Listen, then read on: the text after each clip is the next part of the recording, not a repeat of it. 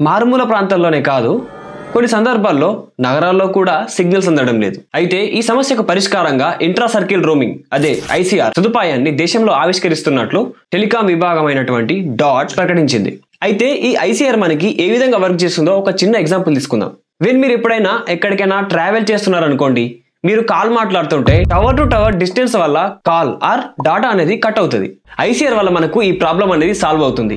ఎలాగంటే మీ దగ్గర జియో సిమ్ ఉంది, కానీ అందుబాటులో జియో టవర్ లేదు. అందుబాటులో ఉన్న ఎయిర్టెల్ సిగ్నల్ యూజ్ చేసుకునే ఫెసిలిటీ టెలికాం సంస్థలు అవకాశాన్ని కల్పిస్తున్నాయి. ఇక్కడ జియో, ఎయిర్టెల్, బిఎస్ఎన్ఎల్ వినియోగదారులకు ఇంట్రా సర్కిల్ రోమింగ్ సదుపాయాన్ని కల్పించింది టెలికాం సంస్థ.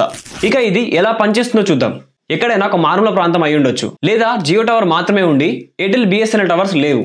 అప్పుడు జియో సిగ్నల్ ని ఎయిర్టెల్ అండ్ బిఎస్ఎన్ఎల్ వాళ్ళు యూజ్ చేసుకోవచ్చు. అయితే ప్రస్తుతానికి దీని నుండి 4G సిగ్నల్ మాత్రమే పొందవచ్చు. సో ఈ సేవలు మనకి డిజిటల్ భారత్ నిధి అంటే డిబిఎన్ కింద ఏర్పాటైనటువంటి టవర్ల ద్వారా అందుతాయి. ఈ డిబిఎన్ అనేది టెలికాం యాక్ట్ 2023 కింద భారత ప్రభుత్వం ఏర్పాటు చేసింది. సో అయితే రీసెంట్ గా ఏర్పాటు చేసిన చాలా టవర్స్ మనకి డిబిఎన్ కిందనే ఏర్పాటు చేశారు.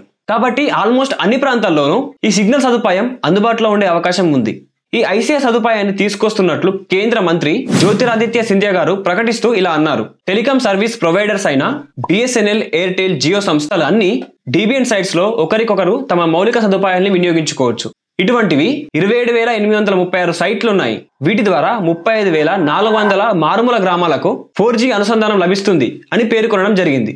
అంటే డిబిఎన్ ప్రాజెక్ట్ కింద 27,836 సైట్లున్నాయి. ఇక మారుమూల గ్రామాలు ఏ ప్రాంతాలకు వెళ్ళినా కూడా ఒక్క సెల్ టవర్, అది జియో, ఎయిర్టెల్, బిఎస్ఎన్ఎల్ ఏదున్నా కూడా సరిపోతుంది. మిగిలిన వారందరూ కూడా వీటి ద్వారా సిగ్నల్స్ పొందవచ్చు. సో గవర్నమెంట్ తరపు నుంచి ఇదొక big news and good news అని చెప్పవచ్చు. వీడియో నచ్చితే లైక్ చేయండి. ప్రస్తుతానికి మీరు ఏ సిమ్ వాడుతున్నారనేది కింద కామెంట్ సెక్షన్లో మెన్షన్ చేయండి. Thanks for watching.